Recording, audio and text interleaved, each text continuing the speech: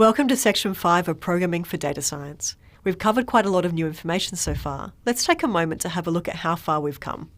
At the beginning of the course, we knew nothing about how code worked. We knew that code is all around us, and I'm sure you can look around you right now, wherever you are, and see examples of how code has changed the way that you live your everyday life.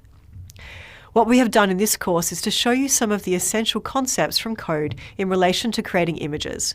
However, all that you have discovered so far can be used in any other programming language that you might want to use. We have explored the idea of the algorithm, which is simply just the way that we describe how we tell the computer what it has to do. An algorithm is a sequence of instructions that are very carefully described that let the computer know its task. But we can't just write instructions using whatever codes we like.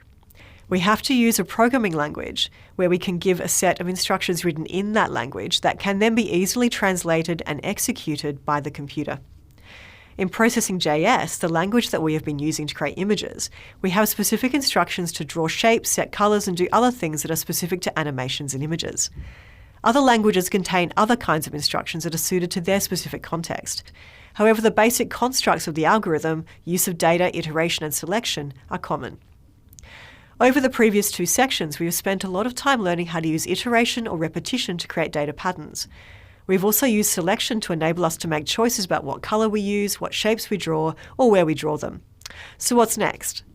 We will show you how to combine those constructs to do more interesting things. And we'll also show you some new instructions in Processing.js that can be used to make your images look better and enable you to have more control over how your shapes are drawn. In the following sections, we will look at more advanced programming concepts, such as arrays and functions, which give us greater control in our programs.